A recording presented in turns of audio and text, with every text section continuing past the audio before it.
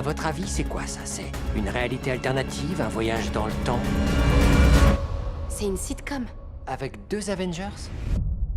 Hey les petits habitants de Westview, comment allez-vous aujourd'hui? Eh bien moi je vais plutôt nickel, surtout avec ce dernier épisode de WandaVision. Et oui, vous l'avez bien compris, aujourd'hui on se retrouve pour parler de la série WandaVision. On part à l'aventure pour une nouvelle théorie sur la chaîne. On va parler de l'origine du gène X, du plan de Agatha, de Mephisto ou bien encore de ce livre mystérieux. On perd pas plus de temps, let's go! Alors il faut qu'on se batte.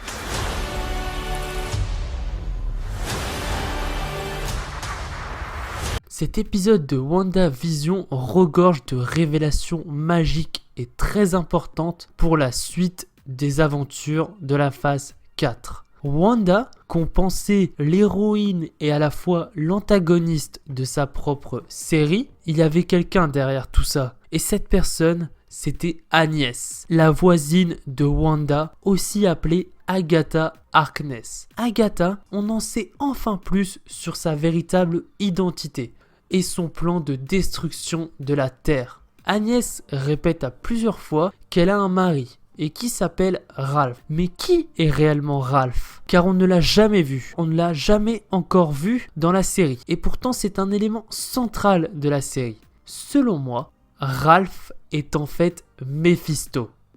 Car on n'a encore jamais vu Mephisto non plus dans la série. Sachant que Ralph, on l'a jamais aperçu. Donc, selon moi, le mari d'Agnès est en fait Mephisto sous le pseudonyme de Ralph. Ça aurait du lien, car tous les éléments bizarres apparaissent quand Agnès était là. Que veut Agnès pour les enfants de Wanda?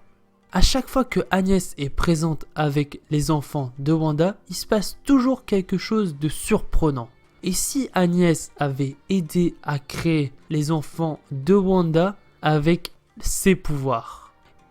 Et pour pouvoir manipuler Wanda, car les personnes que Wanda aime le plus au monde sont ses enfants et Vision.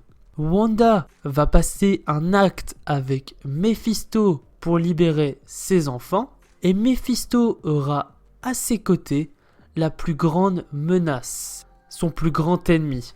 Mais où est Mephisto dans tout ça? Car s'il n'est pas à Westview, comment fait-il pour le savoir? Eh bien, Mephisto est en fait toujours bloqué en enfer. Il ne peut pas sortir comme ça des enfers. Il lui faudrait un objet magique avec une très puissante magicienne. Et là entre en jeu ce mystérieux livre qu'on aperçoit dans le repère de Agnès. Le repère qui ressemble énormément à un repère des enfers. Et là, ce livre entre en jeu. Mais pourquoi ce livre serait-il aussi important pour Agnès que pour Mephisto? Ce livre serait en fait un point de départ pour le multivers. Car ce livre est en fait le Nexus.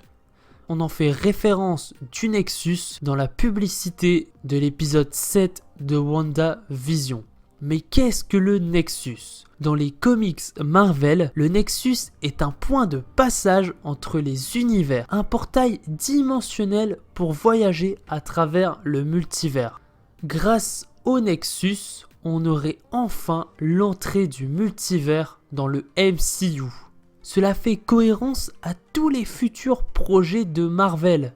Ramener Midnight Thor dans Thor 4 Love and Thunder, aussi de ramener les 2 Spider-Man pour les rassembler dans un seul et même univers, et aussi cela permet de savoir comment Vif Argent de l'univers des X-Men est arrivé dans l'univers de WandaVision comme par magie. Le Nexus serait un objet central de la phase 4 du MCU, comme les pierres d'infinité étaient l'objet central des anciennes phases du MCU.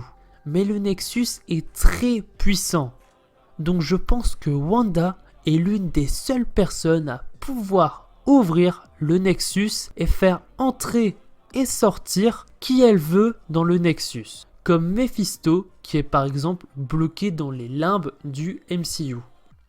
Le but de Agnès est de détruire Wanda pour qu'elle laisse exprimer la colère et libérer tous ses pouvoirs pour l'ouverture du Nexus et que Mephisto puisse arriver sur la Terre et semer le chaos. Wanda a un pouvoir immense en elle. Elle a failli réussir à tuer le Titan Fou et elle a même carrément réussi à détruire une pierre d'infinité. Wanda va être à l'origine de la création des mutants dans le MCU.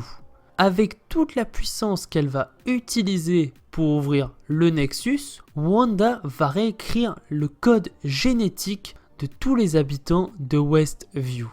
Wanda, en réécrivant les codes génétiques des habitants de Westview, Wanda créerait par la même occasion le gène X chez les habitants de Westview. On a quelques éléments comme Monica Rambeau qui a reçu des pouvoirs de mutant en entrant plusieurs fois dans la brèche de Wanda et c'est comme ça qu'elle a pu se transformer en super-héros. Et même avec toute cette puissance, elle pourrait détruire son chez-soi et libérer le gène X dans le monde entier. Les personnes qui seraient compatibles avec le gène X deviendraient donc des mutants. Wanda deviendrait même la guide des mutants chez les X-Men. Elle pourrait engendrer avec tous ces événements qu'il y a eu lieu dans WandaVision, l'événement des comics qui est très connu, X-Men versus Avengers. Et bien voilà, j'espère que cette vidéo vous a plu sur WandaVision. Si ça vous intéresse, j'ai fait d'autres vidéos sur l'univers Marvel, comme une vidéo sur Miles Morales et la relève de Peter Parker, ou une vidéo sur Marvel en 2021.